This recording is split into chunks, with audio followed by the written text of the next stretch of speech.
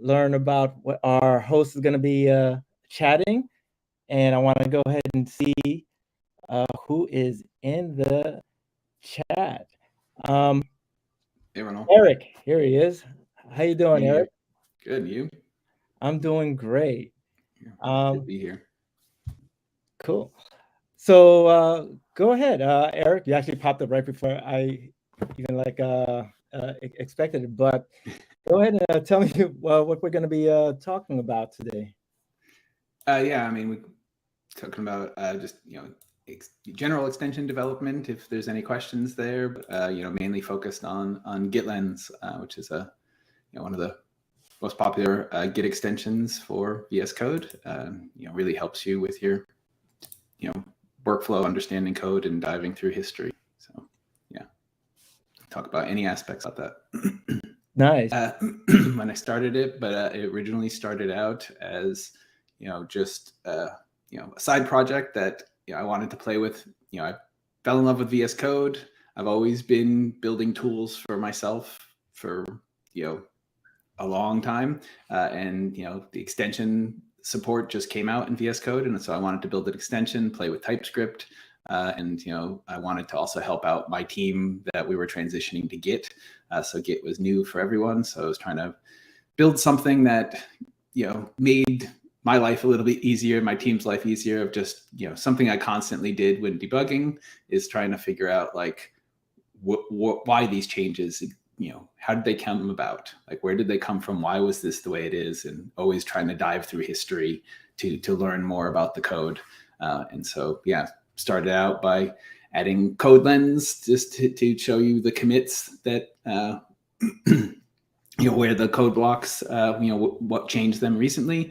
And then, started added more and more support, and it just kind of snowballed from there. Just, keep growing, keep adding new, new productivity features, new Git features, basically just trying to, make Git much more accessible and to make it a lot easier for you to understand code.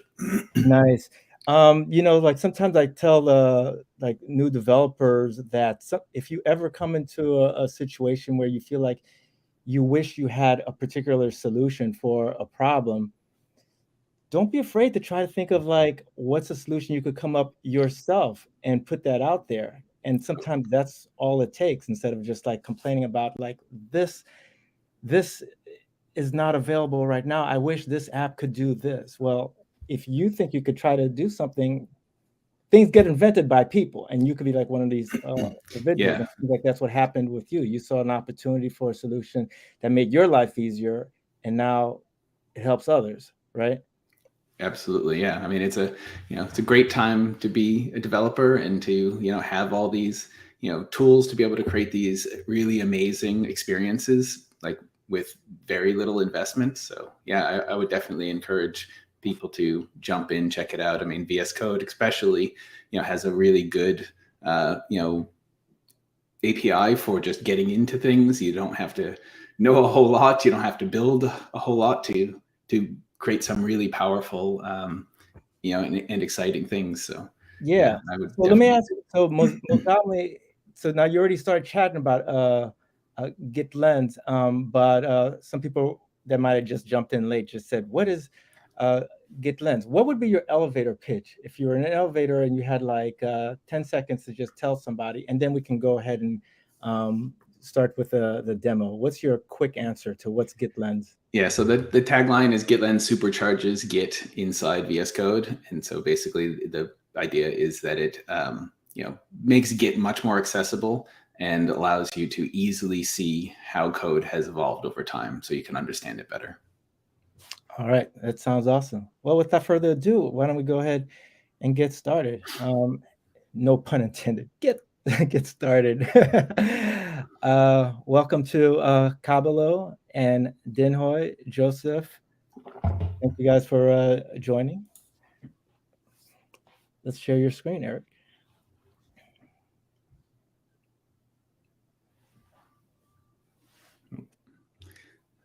I think I'm on here. Yeah, so this is VS Code. We've got GitLens installed already, and just out of the box, you'll start noticing that GitLens adds some, abilities without you having to do anything. So you'll notice that there's, these little annotations attached to any line of where my cursor is.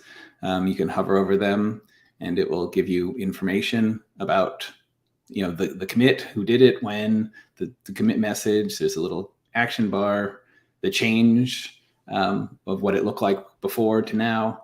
And so, you get the blame information just anytime you're on here. And you also get same, the selected line will tell you the similar information in the status bar. And then you got GitLens as well that will show you information on the block. So you can see that, I'm the one who changed this block of code 3 months ago. There was one author for this block. You can click on them and there's different actions that can be associated with this. Have right now this one, when I click on the recent changes here, it just highlights those recent changes. And that's configurable. And then, if you click on the authors, it shows, it's a little hard to see on this smaller screen, but it opens next to your code, a full blame, so you can see all the different lines. There's a heat map, that sort of stuff. So quick question. Burhan, we have a fan here. Burhan Nega says, I'm a user of GitLens for more than 2 years, but in the last version, it looks like it's heading towards premium. So he's wondering, is it going to continue to be free? Yes. Yeah. So in GitLens 12, I've been developing GitLens by myself for the last, almost 6 years. I joined Gitkraken back in October, where Gitkraken and GitLens merged. And, as we move forward, the goal here is to, still continue GitLens as free and open source and keep building that up. But we need to create a sustainable model to be able to do that. And so we introduced GitLens Plus, which is a set of features that are additional. They just enhance your Git experience, but they're additional. There's nothing that we're taking away, nothing that will change to the current experience. They're just add-on features that are specifically, generally targeted at teams and collaboration type features that will be, a paid for private repositories. Now, if you're still doing public code, open source stuff, or doing local development, all you have to do is just create a free account and you get access to the features. But if you're doing private code, then you need a paid subscription. But yeah, GitLens will always be completely free, and we're heavily investing in that side. But yeah, we will be adding on additional features in this teams and collaboration, stuff that will actually even require cloud services and other things from us to enhance that experience, and those will be paid for that private code tier. Got it. Ian Tropics says, I have GitLens, but I don't have the hover information. Is there any troubleshooting route that I can take? Are you familiar with this? Yeah. So normally, I think the best thing to do there, you can turn on. There's a setting in GitLens to turn on debug logging, and then you can attach that debug log and open an issue on GitHub on the repo, and I can take a look at what's going on there. I do know there is one known issue right now that I'm working actively to try to fix since version 12 came out, is that if you have symlinks on Windows, if you open a repository that has symlinks on Windows, GitLens doesn't work well right now. And so I'm actively trying to fix that. That was an unfortunate fallout of the really large refactor that GitLens went under for GitLens 12 to add vscode.dev and github.dev support to work on the web. Because GitLens, historically only worked on your desktop for your local Git, but in GitLens 12 we added support for virtual repositories that that were added in VS Code. So now you can open your virtual repositories locally, but you could also run GitLens in vscode.dev and github.dev on the web. So it was a very large refactor of code, and unfortunately, that was one that. No, that's definitely like the result of like a lot of refactoring. That's part of our lives. I had like another question here I wanted to throw out, and we can continue with your demo. Gypsy Stack says, is GitLens a feature that will be more specifically helpful for the experienced users, or can, beginners benefit from it also? Yeah, so I mean, it's a mix. So like it really does try to help you through the spectrum of that. Like I said, you get all of this support by doing. You don't have to do anything. You just install it, and you get the hovers and that sort of thing. And then you can easily, these buttons up here allow you to walk through history. So I can just keep walking back in time and looking at these things. And to do that through git commands would be you got to remember what git commands, what commits are there. There's a bunch of things that you need to do, but here I can just go through and just dive through and see what changed as part of this history. So let me ask you this: what you're showing us right now, because I'm wondering if this ties. I'm thinking this might tie into what AJ Mash is asking, because he just says, hey, can you show us how to check the line's history easily? Is that what you're showing us right now with the line? So this is more like walking back through the history of a file. GitLens also, so if you open up the source control view in VS Code, GitLens adds a set of views that help you, explore even more. So there's the commits view where you can see all the commits to your repository. There's a file history view, which shows you the history of the file. You can actually toggle here this little icon from file to line. So if you actually want to see the line history, you can go back and, so like you can see the line of this is what had happened. And I can, click on each one of these and then go see exactly the diff of what change came in as part of that. So if you do want to see the line history, you can toggle that. There also is it's hidden by default, but you can actually turn on a line history view if you want both file and history and line history at the same time. So you can definitely turn that on and off. Got it. Cool. So I know I asked a bunch of like different questions the users were throwing out. Was there some other additional things that you wanted to continue through, and I can continue interacting with them? Yeah. So I mean, again, with these views, excuse me, there's some new. Not new, but I mean, there's some powerful things that you can do with, if you just want to search for commits or compare different things. So if you wanted to see like what your changes are to, the master branch, like you're working on a feature branch, you can actually compare that, see the commits, see the diffs. So if I wanted to see, like main to this PR, I can see, okay, it's behind 2 commits, can dive into them. GitLens also connects to GitHub as a rich provider, so I can actually see like there is this issue was mentioned in one of the commit messages, and so I can see like in this diff all the different issues or pull requests that were related in here. Same thing. So I can see this branch main is ahead of the PR, and then these are the issues and they're closed, and I can hover over them and get a little bit more information or go right to GitHub. So there's some rich things that you can do, just comparison stuff. That's awesome. I want to ask everyone in the chat, drop a 1 if you use Git and GitHub for source control, and drop a 0 if you don't use any source control at all. Out of some conversations that happened like a few months ago, it turns out a lot of people don't use source control, and that was kind of a surprise to me. From your experience, Eric, like when you started off coding, were you always from the very beginning using source control, even if it wasn't Git and GitHub? Yeah, Or so I started coding a long time ago, so Mhm. long before Git and GitHub. So yeah, I certainly didn't at that time because source control still wasn't even that much of a thing at that point.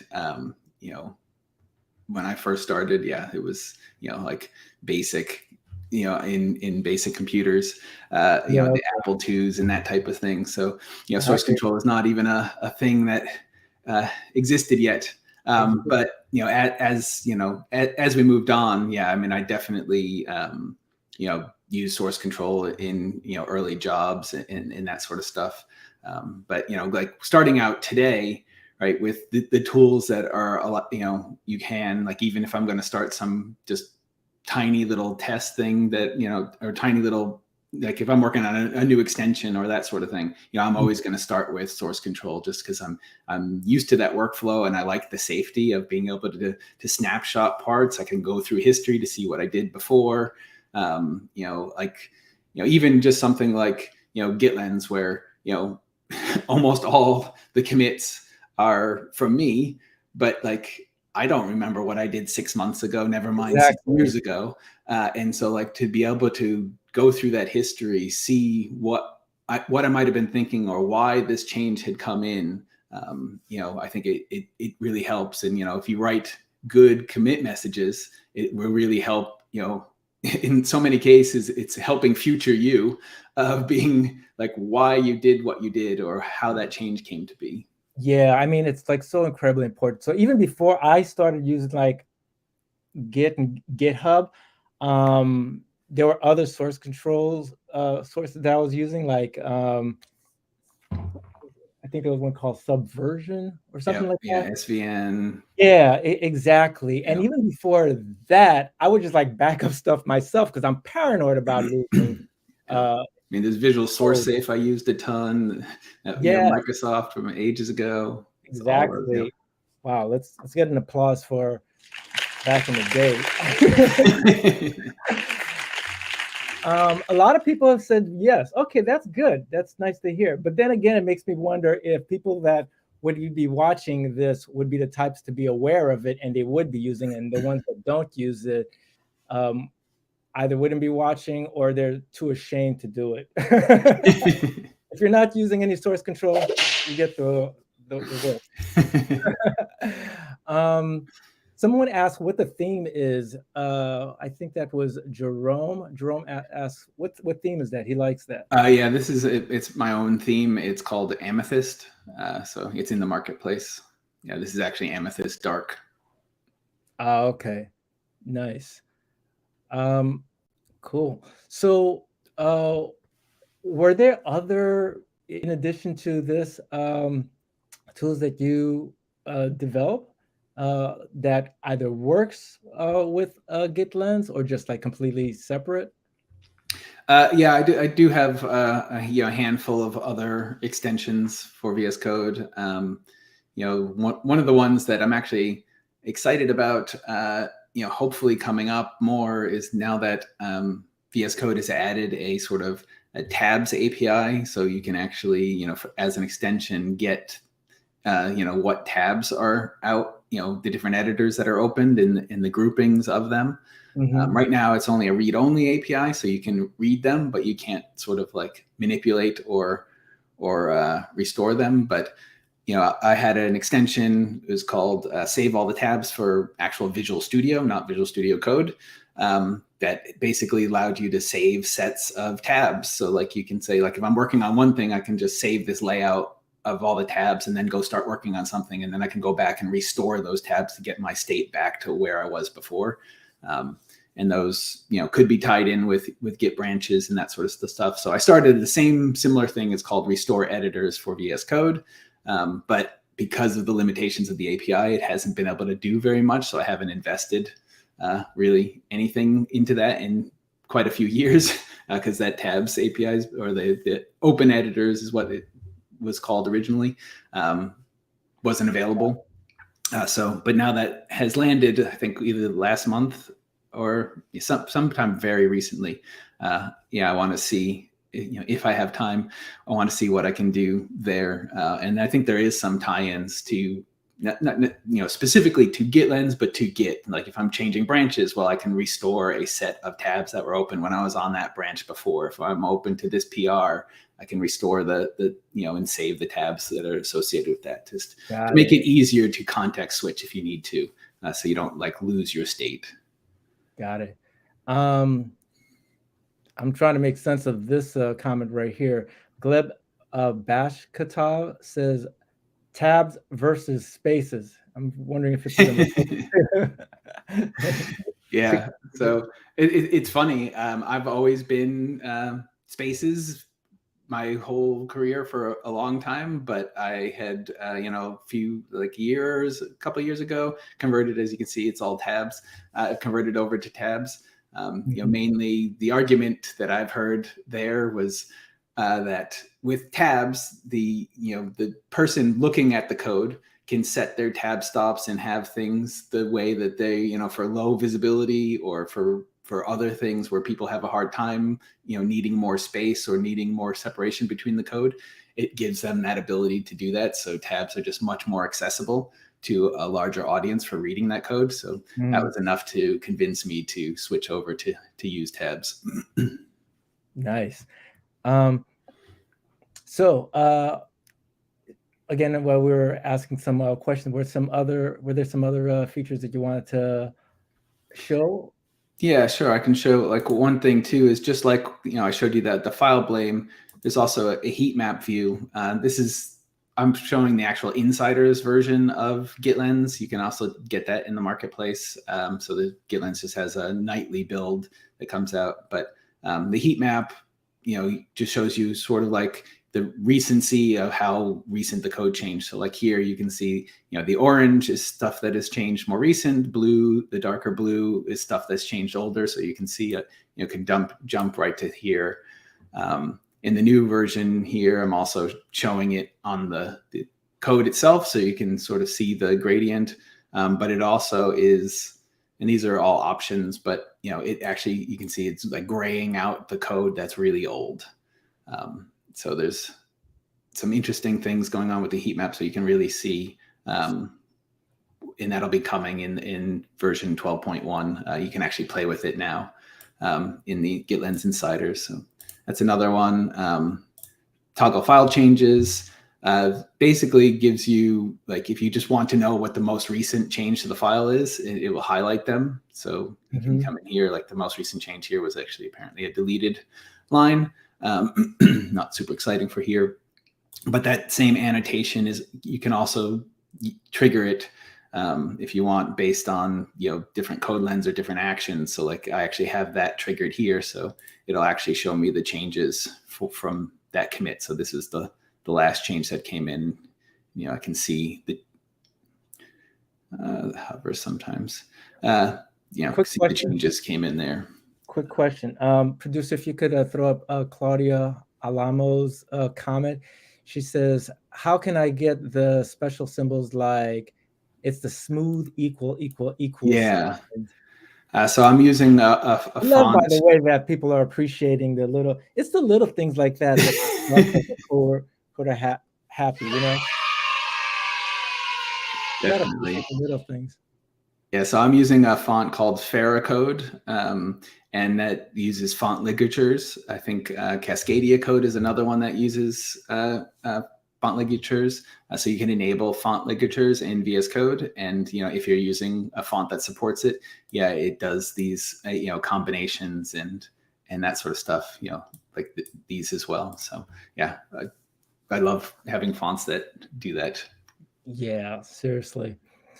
Okay, so towards the future, what do you see on the horizon with GitLens? Yeah, so we're working on some, I showed some of the new heat map stuff. There's some enhancements to stashes that we're working on, but GitLens also has a rich interactive rebase editor where you can, like, if you're trying to do a rebase, it kind of guides you through that process. You can drag commits around, reorder stuff. So there's some enhancements coming to that. We're also also be adding, Git patch support. So you'll be able to import and export patches and make that a lot easier. So if you want to, share code to your teammates and you want to just, send a patch over or receive one and apply it. So we'll be spending some more time in there. Cool. Yeah, we'll also be doing more integrations. Right now GitLens has rich integrations with GitHub, GitLab rich integrations will be coming, and then we'll continue rounding that out as well. By the way, everyone in the chat, if there's anything that you ever thought you'd like to see within the realm of GitLens, drop that in. We have like Eric here. He's like the guy to hear about that. So don't hesitate to do so. So GitLens has been around for how many years now? I think it's 6 in July, something around there. 6 years. And so in your workflow during your day, is it something that you work on a little bit every day? Like how big is it like in the scope of everything else that you do? Yeah, I mean, so, I've, since transitioned to gitkraken, GitLens and like that is much more my primary focus, but I'm also responsible for other teams in the products at gitkraken. So I code GitLens as much as I can. So yeah, I'm usually touching it most every day, but it kind of depends on the week. Sometimes I have a lot more meetings and I don't have as much time to code. But yeah, I'm trying to spend a lot more getting that on, and we've actually got other developers that are starting to come on. I've got a new full-time developer joining me. How big is the in a team? week. So is it you and like a couple of other guys that work on GitLens? Yeah, I mean, we're so technically right now it's largely me. We're also working on bringing gitkraken's signature kind of commit graph from the gitkraken product into GitLens. So there's a team that's helping build, pull that out of gitkraken and build that in. So there's a team working on that's going to help get that integrated into GitLens. And then like in about a week we have another dev that's coming on to work with me directly for full-time doing GitLens development. So we should, we have a lot of teams doing a lot of different areas, but on the code we're going to start. We have an open rec too for to hiring another, because I want to get at least 3 of us working on this full-time in the very near term. So it seems like there's like a lot of pieces coming together in terms of like how everyone's working on specific parts of the project. And I guess this might help make AJ feel a little bit better. After I had asked, what do you guys want to see? He suggested better integration with gitkraken. So I guess your new team will be focusing on that, right? Yeah. Yep. Yeah. What do you guys do about that, by the way? Like, is it like one developer that's assigned a particular task, like focusing on increasing efficiency with integration, or is it like the whole team will focus on that and then they'll focus on like another aspect of it? How does the workflow work? For gitkraken or for GitLens specifically? For GitLens, like GitLens with gitkraken, like he was asking. Yeah, so I mean, like integration depends on the flow. I mean, right now I'm still doing the pretty much all the coding on GitLens until, like I said, we get another dev starting very soon. And but like if I'm building something that relies on services provided by gitkraken in those, so I'll be interfacing with those teams and getting that in there. So I mean, it depends on that. Like when I talk about the patch support, there's going to be more things that we're going to add on to have patches between gitkraken and GitLens. So there'll be a team working on both of those, that side, and any services we need. So there's right now, it is like if it's in GitLens directly, I'm working on that. But like like the GitLens Plus stuff that we added, right? It requires accounts and signups and all that sort of. So that's interfacing with the gitkraken teams that deal with our sites and sign up and secure, the whole authorization process. and accounts. So it's, Got it. I'll take another one more question here. AJ Mash says, "Can you please show the rebase stuff?" Yeah, could you give like a little comment, a little recap just on that for the rebase? Does that make sense what he's saying? Can you show? I'll start a little rebase here. And so then, GitLens will bring up this interactive rebase editor. So you can, see all the commits. This is, where they're going to sit on top. You can choose whether, like if I didn't want that commit in here anymore, I actually wanted to squash those two together, and, I want to change the text there. Right? Or, I really wanted them in that order. You can just drag them around, set the rebase the way you want, and then just start the rebase. If you, didn't want to deal with, like if you were doing something more advanced and the editor didn't help you, you can also just switch right to text, which will go back to the text file version of it. But yeah, you can just do that. Let me just kill that. Very cool. And the very last question is like, what terminal is that? We're using insiders here. Yep. Okay, so it's not the whole thing's like not the terminal, but we're using insiders version of Visual Studio Code. And for those of you that aren't aware, that version has like the latest features. So when we're putting out and testing out like new features in Visual Studio Code, it's going to be in insiders first.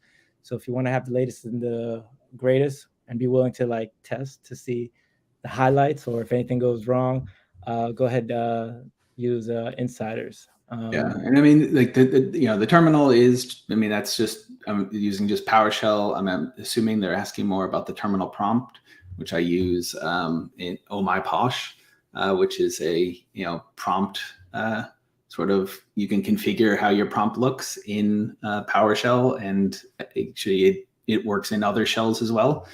So yeah, if you want to check that out, Oh My Posh is also a great project.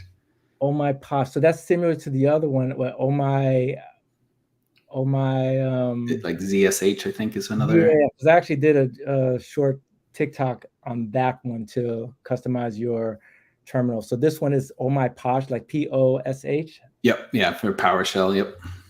Okay. So yeah, that, who was it that asked that question about the terminal? Monaco. So there's your answer. When you asked that question, Monaco, the actual terminal wasn't up yet. So I was thinking you were thinking the whole screen was the terminal. That's why I mentioned it was insiders. So if you actually did mean that line, didn't mean to insult your question. It's like, I know what a terminal is. I know the difference between terminal and VS Code. All right. So this has been awesome, Eric. Thanks so much for giving us this demonstration here. Everybody, applause for you coming out here and spending the time to show us all this. Any last words that you want to say? And yeah, I mean, just again, yeah, thanks for having me. Yeah, definitely, encourage you, go to the marketplace, download GitLens, try it out, play with the features there. You can check out the GitLens Plus features. Again, they're completely optional. If you create a free account, you can use it on all public and local code. So there's, right now there's only 2 features with that. It's just the visual file history and work trees.